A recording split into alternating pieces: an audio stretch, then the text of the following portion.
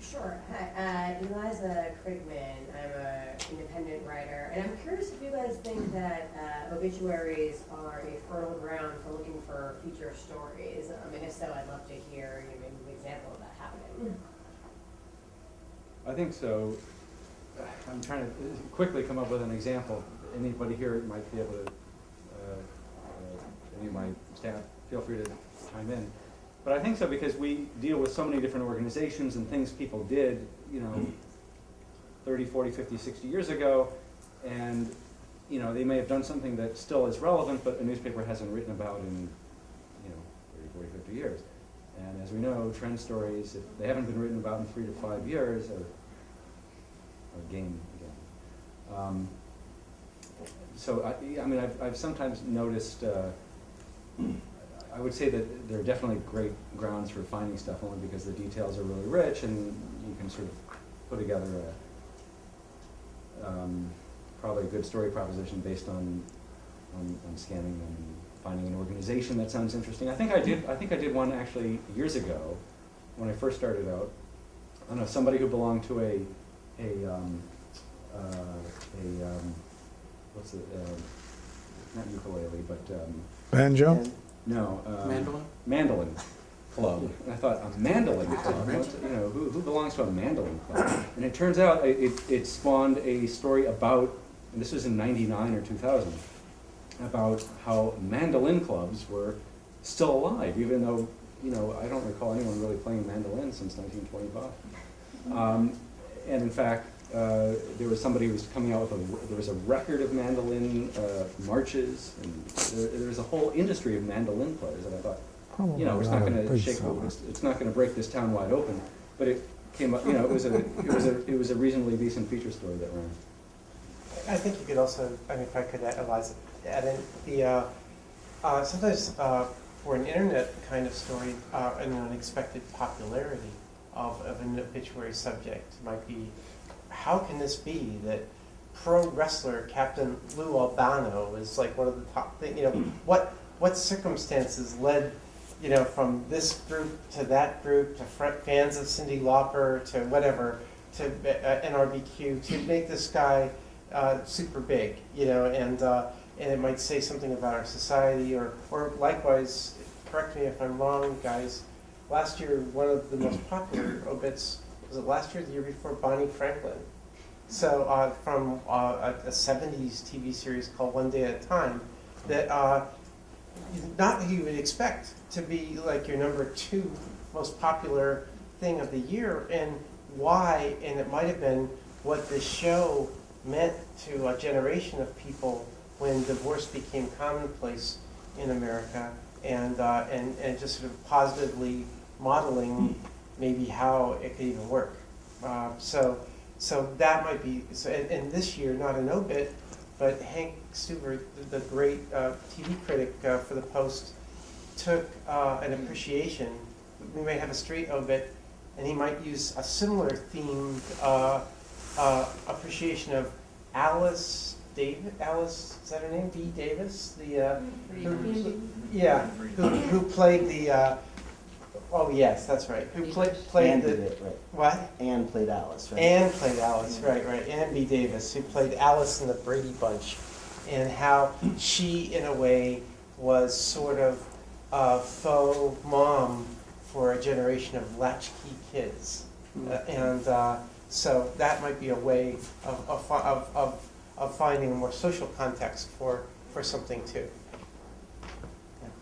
I was wondering what the readership for obits is. Is there I've only known one person who, I always assumed, I guess, that the only people who read obits are family members, unless it's a famous person, but I knew one guy who every day, and he was mid-20s, and he was read the obituaries every day. I just thought he was an excessively morbid person who wanted to know how many corpses piled up on a daily basis in Toronto.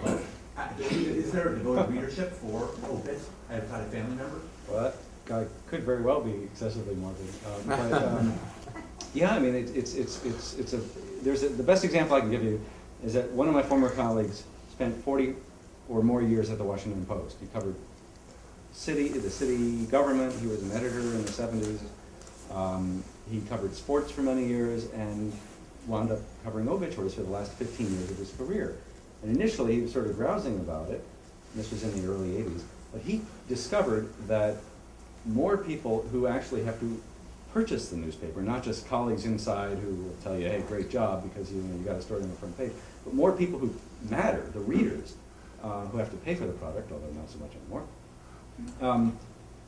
have wrote him and called him and wrote letters of appreciation who had nothing to do with the families. More so than any other beat he had ever covered, and he had been around a lot. And I could say that that's, I haven't done lots of other kinds of reporting, but I have done some other kinds. And that's sort of the pleasure, is the ability to reach more people than you probably could on so many other beats.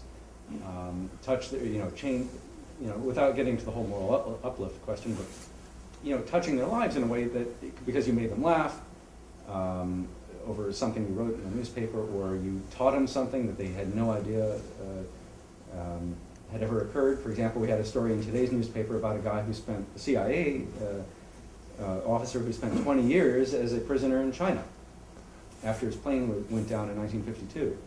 And he spent 20 years in Chinese prisons, which was a brutal life. He came back and he kind of quickly picked up his life and moved on. And it was a big story at the time when he came home in '73, but it's an episode that had been largely forgotten even by people who really care about the Cold War. And we got lots of feedback from people saying, this is a great story. So when I see the numbers tomorrow, I can guarantee you there'll be many, many readers on that story. Or people who do things that you've always wanted to do. Like maybe it was a doctor recently who got tired of being in a cramped medicine thing and decided, I want to go surfing, and spent the rest of his life surfing, pretty much, right? Or one of the brothers just recently from Car Talk almost got wrecked in an accident on the way to work, got to work and said, I quit. I wanted to, ended up running a little small garage and then making his money, cracking jokes and laughing, unguardedly on the radio to all of us for years. On that note, I think, and to answer part of your question, I think one of the most captivating parts of obituaries is that, certainly the case in my life, and probably is in many other lives, you sometimes reflect and go, how did I get here? Is there, how can I change my life? I wonder if I'll ever do anything else. And what's fascinating when you read the obituaries, which really are sort of the final story of a life, is you get to understand how decisions, what the pivotal moments were in people's lives. So for example, on the Car Talk guy, he was leading a very kind of mundane executive life, almost got, killed in a car wreck, and made an active decision to do something else with his brother. He'd always loved building things. So he and his brother went into business in a garage. And he lucked into getting on the radio one day when the local radio station in Boston decided to have a bunch of mechanics on the air to talk about it. And he was the only guy who showed up. And he was really good at it. And his life obviously picked up from there, and he becomes a nationally known broadcaster on public radio. So it's fascinating to me. One of the pleasures of the job is discovering what were the pivotal moments, the life-changing moments in somebody's life, and ideally to get readers to think about, to apply it to their own life. And he might not have been good on the radio if he hadn't been an MIT-educated guy who ditched his main career to become a mechanic. So he brought a whole other range of things into his life in the radio station that maybe Joe down the street wouldn't have. I think one of the most exciting things about reading the obituaries in the Washington Post, which is where I read most of mine, and I've enjoyed some great ones recently that Matt has written, that have changed my life in some ways when you read about people, is that there's so many interesting people in Washington, and you don't have to be related to them to find them fascinating. I mean, this is a place, and New York would be too, where the people, of course, you're doing the whole country with Bloomberg and others too, you have a big collection. But I'm curious about how you as an editor, or how you as obituary writers for these outlets decide who you're going to write an obit about. There are a lot of interesting people around. Well, I think one of the fascinating things about reading the Post is reading about local people.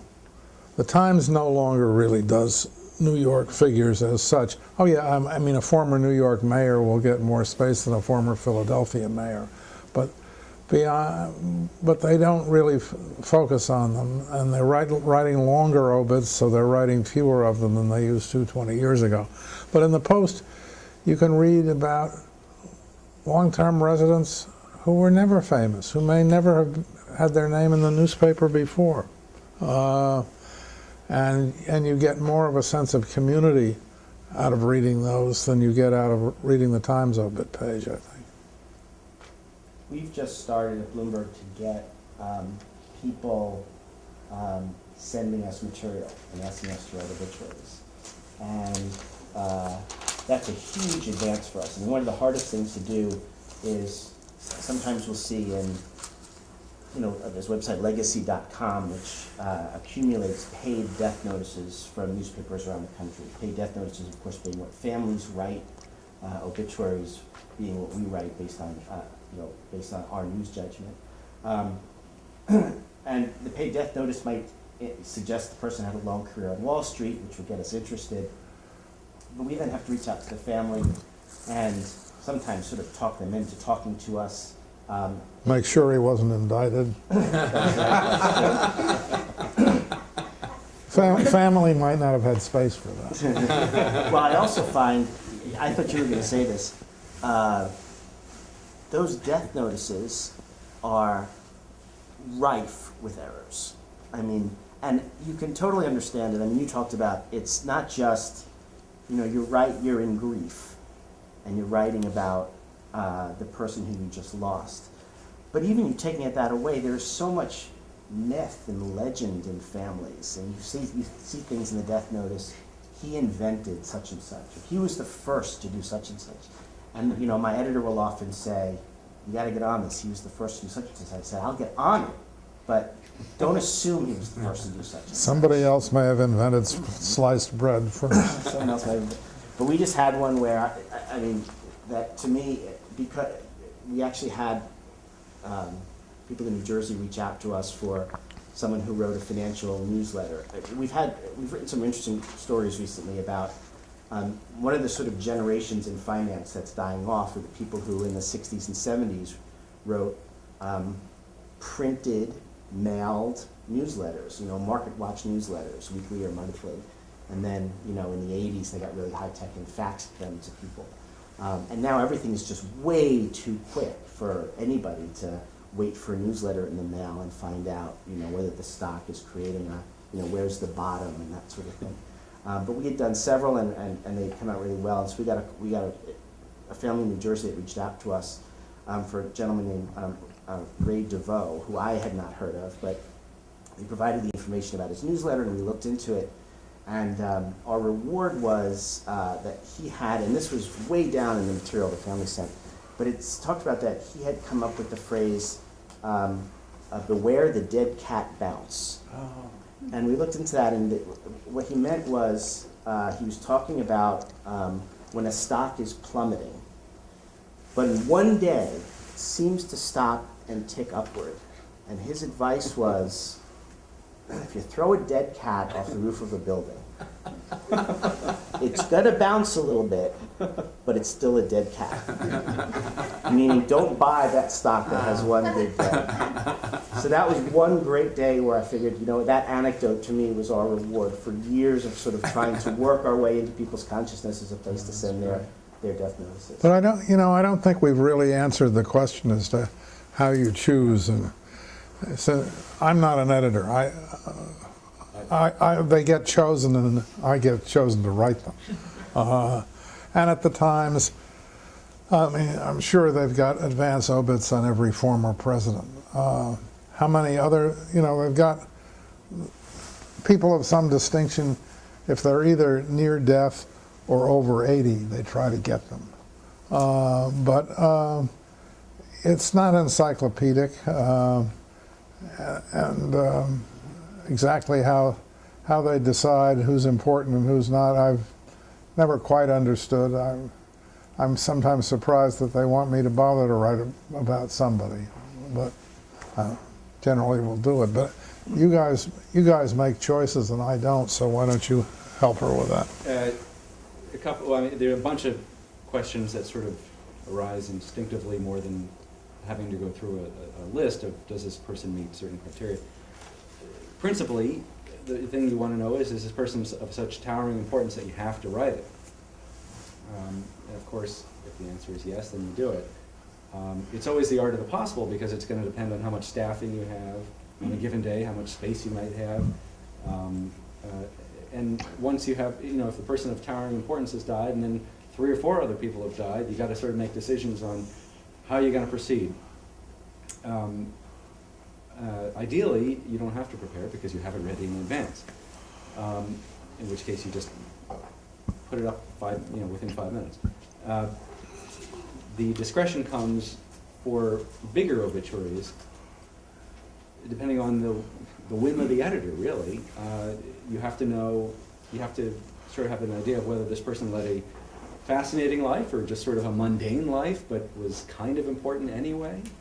In which case you say, okay, well, I guess we have to do it, but maybe we can keep it on the shorter side.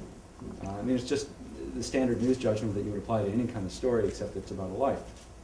And you want to make it as interesting as you can, not just a mundane recitation of the facts of jobs held, when to when, where he was born. Ideally, you want to move beyond the most basic mundane facts to find great anecdotes that will make it as appealing as possible to as many people as possible.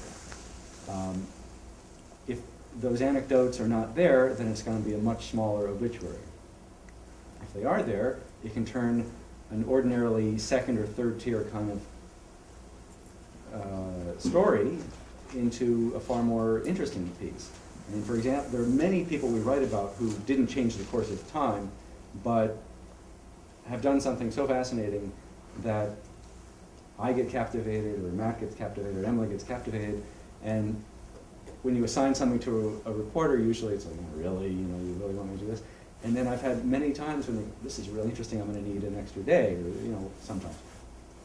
And you can come up with what initially might appear to be a 3-inch story that you might see off the wire or reported in some a much smaller newspaper or somewhere else, becomes for us a much more captivating an excuse to write a much more captivating, perhaps feature obituary rather than just sort of a general Bob Jones who did X died Tuesday. I can think of countless examples of that. There's a guy who rowed across, it was the first guy to row across the Atlantic Ocean. And it's John Fairfax, I believe his name was. And there's no reason in the world why we have to write that story. But the best obituaries are the people you don't have to write about. Are you guys familiar with like Quentin Tarantino's movies? Sometimes, usually it's just that one scene in slow motion. That's everything. Everything is in that one moment. So imagine, we've done obits, Matt did one recently, based on essentially 5 seconds of this guy's life. 5 seconds of this guy's life in the mid-50s. He had just been batted around the plate by a teammate up in Montreal, and it was a big deal. The stands were full, and the decision was made, do I snub that guy who batted me in, or... George Shuba. That's right. Or do I give him was it a hearty handshake? It's a handshake. Yeah, that was captured by news photographers. And he was like, Genius. what is everybody so, why is this such a big deal? People say things about Jackie Robinson. Jackie was a good player. I was just happy he was on my team. And that moment, that photographer sort of paved the way. It was iconic for his graduation from the top level of the Los Angeles Dodgers farm system to the Dodgers itself to break the color line. Brooklyn, Dodgers. please. Sorry, 358 Dodgers in Brooklyn. But the point is, that's really just a decision the guy made in a game, turning around habit, duty, or a statement. I don't know if you ever got the answer. The closest Matt got in his reporting was that he had gotten rid of every other piece of memorabilia about his life, which is a pretty decent time in the major leagues, except for one thing, that photo. Am I right?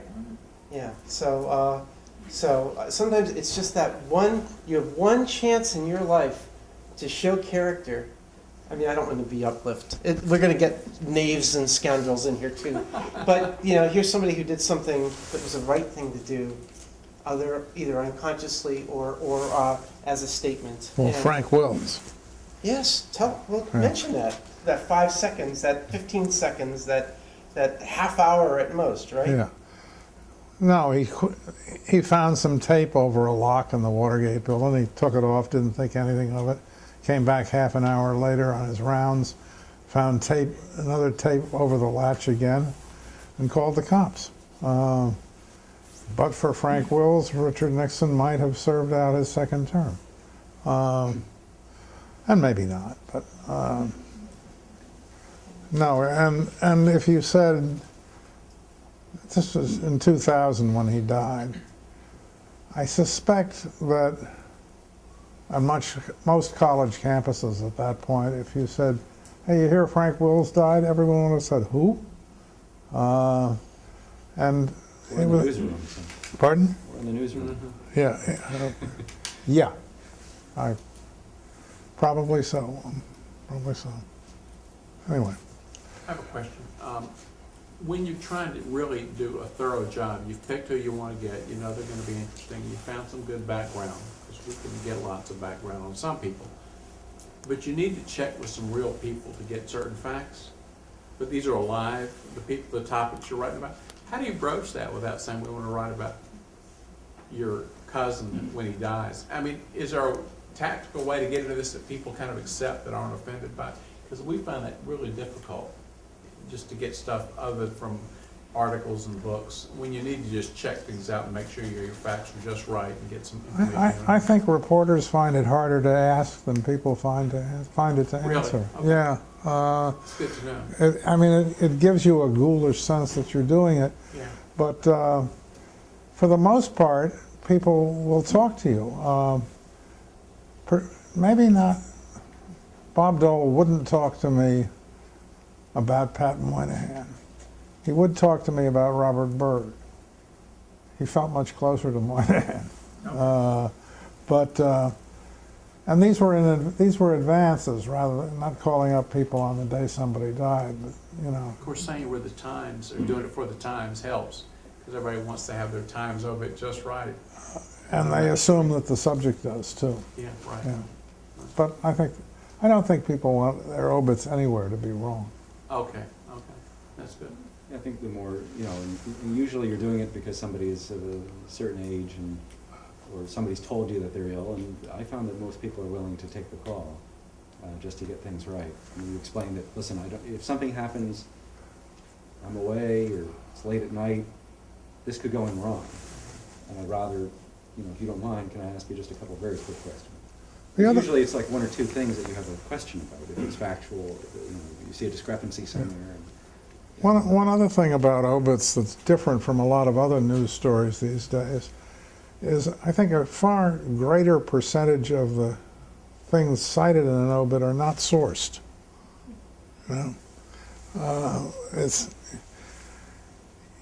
You're playing omniscient with most of what's in them. I mean, if you can get anecdotes, you say somebody said it, but if you want to say that he was a facile writer, you just say it. I would say it's usually based on accumulation of reviews. I mean, clearly, if somebody's a good enough writer, it's going to be hard to dispute that they may have been good. I think you have to. Part of the job is it's like writing any profile. Yeah. You read a lot, and you have to come to some kind of a general sense without putting your own hard to back up opinion at it. I think, Adam, that you do have more. You do have state more conclusions without sourcing in obits, just because you don't want to waste the limited amount of space on identifying and explaining who it is who's saying that. So is there not a Meyer-Lansky rule? That's the reputed mobster who just became the mobster or mafia mastermind after he died and couldn't be sued. Couldn't sue you. So I don't know. It's just a thought. You had a question? Hi, two questions. The first one is, are there guidelines for each of your publications on social norms that change? And I had, as an example, the Washington Post at one point, we had to put the cause of death, which would make sense, but so many people were dying from AIDS, and they eventually had to change the policy since when they sent the body back home, a lot of people didn't know they died from AIDS. Another one is the Post seems to always put all the previous spouses, and I presume that's the policy with divorces. The other thing I wondered about is, and since we have a lot of students, that anybody that ever wrote for wire service, it was like 21, 22 words. But that doesn't apply because you have such great leads with obits, and sometimes like the one you read could be longer read and then shorter. Do you have a lot of leeway with your leads, and how do some of these obits reflect social policies that change or don't change? Let me jump in on that point, if I may, Kathy. I think it's a very significant point in social history when people first started citing cancer as a cause of death, because cancer was thought of as sort of disgraceful and people didn't talk about it. The same thing much more recently with AIDS. And we're not yet at the point where it's common to say that somebody died of complications of Alzheimer's, but we'll get there. The Post has been on the forefront of listing the cause of death. It's part of our policy right from the start when we began at an official obituaries desk in the late 70s. And that's included suicide, it's included AIDS, included cancer and Alzheimer's. It's just. But you have to get those from. You have to get it from. It used to be. We only included the source for this information over the last couple of years. The obituaries in the Post used to just say he died of cancer, and you don't know where it's coming from, or whatever the cause was. Yeah. But essentially, you tended to get it from the family or the funeral home. Families or funerals. And if they didn't want to say cancer because they thought it was disgraceful, you didn't get cancer. Right. So, but in the Post usually didn't, or you say something like the cause wasn't disclosed. So I mean, you get as much as you can get, but there was no reason to leave it out if it weren't reported by some authoritative source. No, my point is that families are now willing to volunteer causes of death that 30 years ago they would not. Yeah, I'd buy that. Yeah. And a lot of times that cause of death is connected to where donations could be sent, or maybe an advocate for a certain cause that as things became more prevalent. The suicide for public figures can be a tough one. And we had to make a call, I remember a couple of years ago when the former chaplain of the U.S. House died, and our religion reporter just came over with the tip, oh, you should write this guy, and I said, all right, fine. And he was enough of, we had a debate, the family was it was super nice and was forthcoming with everything except for the cause of death, which was very strange considering how forthcoming they were about, I can't remember whether the guy had been married previously or not, but very, very accommodating on everything with the cause. Wouldn't even tell me where he died. And I thought, this is very unusual. So I thanked them. I started calling, I figured the medical examiner would be an obvious thing. And I called the DC medical examiner. They said, no, it's not us. I called the Maryland medical examiner. No, never heard of him. Called the Virginia medical examiner. Nope, nothing. I said, wait a minute. Knowing the DC medical examiner's office, I called him back again, and they said, oh, yeah, we do have him. And it turns out they said that the cause was a suicide. He had shot himself on a boat in the marina. And I said, thank you very much.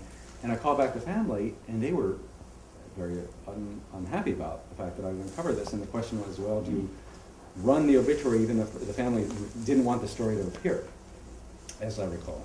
And so we had to debate whether this is enough of a public figure that we override the desire of the family, or do we hold off and, cave to the wishes. We decided to run with it. He had officiated over Newt Gingrich's second wedding, or third, I can't remember. Third, I think. Among other things. And he was he counseled, heavy drinkers in the House of Representatives there. So he was enough of a public figure, and he'd been doing it for so long that we decided that it was worth doing. So we published it. It was a very long obituary written by the former managing editor at the paper, who had a lot of institutional knowledge, and it was just a long and comprehensive obituary. And then all this And he wrote it over the course of supplemental he wrote it over the course of a couple of years, here and there. And so, it took him 15 years or so to write it. So I never asked him to write anything for me ever since.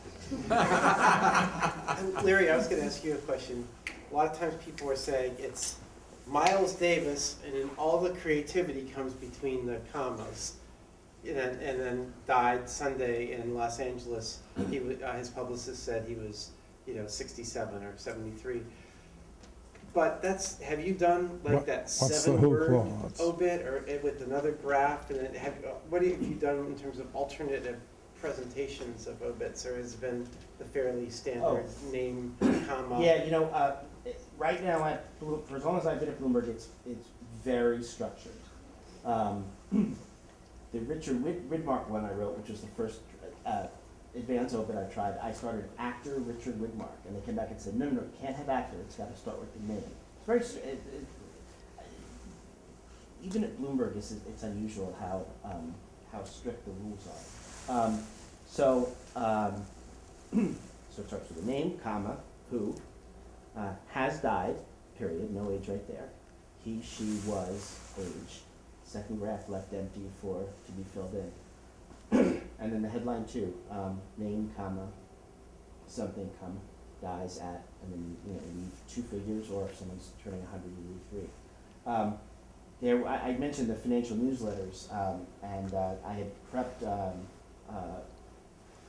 one, the gentleman who is now 85, and within the past year, he sent out his last newsletter. And he labeled it such, said, after I'm 85, markets are moving so quickly. This is my last one. And in this incredibly excited state, I called my editors and said, I may try to write a story about this guy even though he's not dead. I haven't done that in 6 years.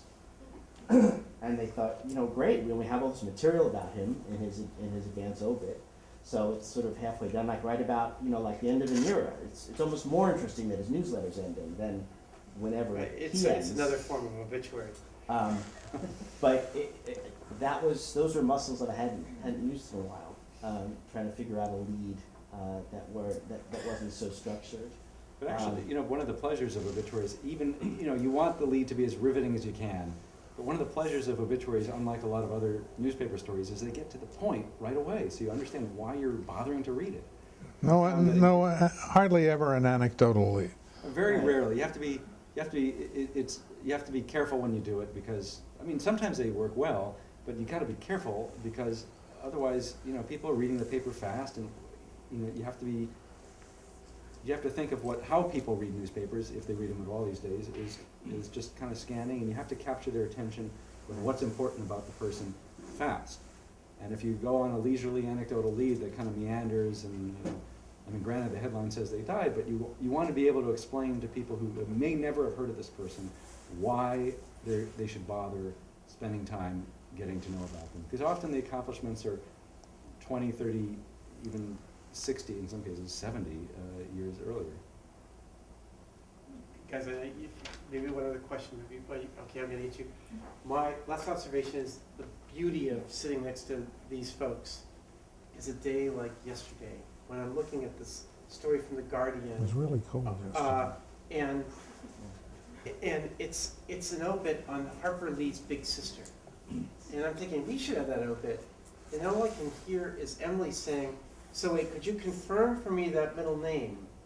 I just want to make sure, is that F-I, and then she spells it out, and it makes it clear, and I realize we don't have the story yet, but the story we're going to have is going to be so much better than every other story, just for this one fact. What was her middle name? Finch, right. So the big sister, the lawyer, sort of, or a model, had the surname, or had the middle name that became the surname of her most famous character in her only novel, Atticus Finch. And we had that fact, and The Guardian did not. And I just like the assiduousness of, as Larry mentioned, all these facts in Adam, all these facts, all these billions of, there are probably like 256 facts in an obit, that any one of these could be wrong. So just hearing the assiduousness with which these folks fact check their stories, I think the rest of the post should be sitting next to them too. We have one more question and then we'll do the Oh, door you want prizes. to do We that? have so many students, they Yeah. need to get home and Hello, probably do my homework. my name is Claire Teku and I'm a sophomore public relations major at Howard. My question is about into the international market of obit writing. Is there a difference? I'm actually from Kenya originally, so whenever I do go, I'm always reading the Daily Nation, and I always like to read the obits to find out like what people are dying from, in a whole other country. It's like their style of writing seems like a little bit maybe more informal, I guess you could say. So how's that market, and what's the difference for the most part? The market? I don't Or understand. just has the tone, I think it just varies on whichever country you're from or whichever publication it is, of how they handle obits. Yeah, I'd say that they probably talked, I've read a lot of international obits. The only ones, the Brits do fairly comprehensive, even if you can't always trust everything they say. The French have, some of the French newspapers do fine obits, and there's El País in Spain. But there's really not a culture anywhere outside, in Australia too, they do it too. But outside of those countries, there's really not a culture of writing, professional grade obituaries, meaning research has been put into it. They're talking to people who are experts in the field. So if a former political leader in Kenya dies, I doubt that they would have reached out to some political scientist who could explain to the readers why this person may have been important. It's probably just rewriting a press release, or just talking to somebody in the family real fast and throwing up something. If by informal you mean, it's sort of casual, it doesn't capture the person, it's just a collection of facts. Yeah, that's what I noticed for the most part. My Frankfurt colleague, and I guess I trust him on this one. One of the hardest things that we do is call a family who's just lost a family member. Often we need either the verification, the person died, cause of death, date of birth, and you're calling a home where there's grieving going on. I hated it when I started this. I'm better at it now, but I still sort of hate it. But my Frankfurt colleague he really tries to argue that it's a terrible violation of cultural norms in, I guess, Germany and Austria, where we would normally be calling on him to do finance people. I don't know whether he's where I was 6 years ago and really reluctant to do it, or whether there really is. I think there are differences in the way they read. What I don't know is the differences in terms of whether people would be terribly offended Well, to be contacted by Europe the is a great deal more concerned about personal privacy than the United States is, on a whole range of levels. Right. Well,